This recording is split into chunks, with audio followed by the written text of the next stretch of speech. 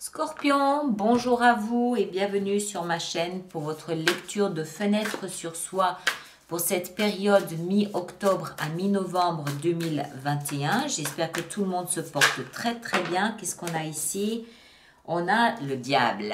Tadam! Alors si elle ressort dans le tirage, c'est qu'elle a une signification particulière, d'accord? Alors cette fenêtre sur soi, on va la faire sous la forme de la croix. À la fin de la lecture, je vous sortirai encore une petite carte conseil qui se trouve ici. Et les deux jeux que j'utilise pour cette lecture sont nommés dans la rubrique communauté de la chaîne YouTube. Ensuite, ces lectures de fenêtres sur soi, pour ceux qui n'ont pas l'habitude, il faut les prendre comme l'invitation à ouvrir une fenêtre à l'intérieur de soi. Il y a des suggestions, des pistes à creuser, des idées sur ce que vous pouvez ressentir en ce moment, sur le focus de l'instant, sur ce qui vous préoccupe là en ce moment. D'accord? En principe. Et puis, bah, évidemment, vous allez voir votre signe ascendant et votre signe lunaire pour compléter les informations parce que ça reste des lectures très générales. Voilà, alors on va y aller. Scorpion, boum, boum. Et là, voilà. Alors, au cœur de votre lecture, en ce moment, vous avez 7 de coupe. Alors, 7 de coupe explique que vous avez des choix à faire. Il y a des choix, il y a des options, voilà, regardez ce bonhomme ici. J'aime bien ce jeu pour les illustrations. Vous avez devant vous 7 portes, ou 7 bocaux, peu importe, hein, 7 portes. Il y en a une seule que vous pouvez ouvrir. Laquelle? En sachant que derrière ces portes, quelquefois peut se cacher un serpent, quelquefois peut se cacher le contrat mirobolant de l'année, des chimères, la rencontre du siècle, le méga cadeau, voilà. Il y a 7 options, il y en a qui sont bonnes, d'autres qui ne sont pas bonnes, laquelle choisir? Et c'est au cœur de votre lecture, donc ça veut dire que c'est votre préoccupation du moment, quel choix faire? Alors, on va voir dans quel domaine, pourquoi et comment. Le passé, vous aviez démarré quelque chose de nouveau. Vous êtes, semble-t-il, dans un nouveau départ, dans un nouveau lancement où, à l'époque, quand vous avez démarré ça, les choses étaient claires, elles étaient limpides, il n'y avait aucune ambiguïté possible. Vous avez démarré quelque chose dans le triomphe, fanfare battante, c'était clair, c'était évident, vous étiez à fond dedans, c'était la chose à faire. Et il semble que ce nouveau départ vous ait directement conduit aujourd'hui à ces choix. Alors, mauvais départ, bon départ, mais qui évolue, on va voir. Dans votre tête, vous pensez à vous, et vous avez bien raison. La reine de denier, que vous soyez homme ou femme, elle veut dire la même chose.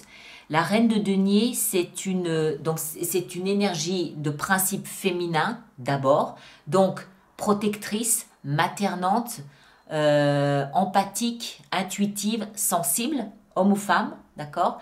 Et cette énergie, elle est très autoprotectrice, elle est très territoriale, elle va veiller sur elle et sur ses petits avant toute chose. Si elle se sent en danger, elle peut piquer, d'accord? Elle peut mordre, elle peut piquer, elle peut blesser. Il n'y a que lorsque elle et ses petits sont satisfaits qu'elle laisse entrer quelqu'un ou quelque chose de l'extérieur. Donc dans votre tête, vous êtes complètement tourné vers votre protection à vous, votre survie à vous, votre confort, votre bien-être à vous. Et c'est pas de l'égoïsme, c'est un instinct de survie. C'est de l'autoprotection de survie. Vous mangez bien, vous dormez bien, vous veillez à votre équilibre, vous veillez à votre confort et ça n'est que lorsque vous êtes assuré d'avoir tout ça pour vous que vous pouvez vous occuper des autres. D'accord? Donc ça veut dire que dans ce processus de choix que vous avez à faire, vous pensez d'abord à votre sécurité à vous, puisqu'on est dans un mode de survie. Dans le socle, ce qui vous aide, ce qui vous porte, le magicien. Superbe. Le magicien m'explique que vous savez parce que vous avez expérimenté, puisque c'est dans le socle, c'est pas dans la tête, c'est pas une croyance, c'est un fait. Vous savez que vous pouvez faire ce que vous voulez. Vous savez que vous avez toutes les formules magiques et toutes les baguettes magiques que vous voulez à disposition. Il vous suffit de faire un choix et vous le transformez comme ça, vous le savez. Vous le savez parce que vous l'avez déjà fait, vous le savez parce que vous vous connaissez et vous le savez parce que vous savez comment vous servir de l'énergie universelle. Vous connaissez la loi de l'attraction. Vous savez comment manifester pour que ce que vous manifestez se réalise. D'accord? Vous savez comment voir la magie, la beauté là où il n'y en a pas forcément.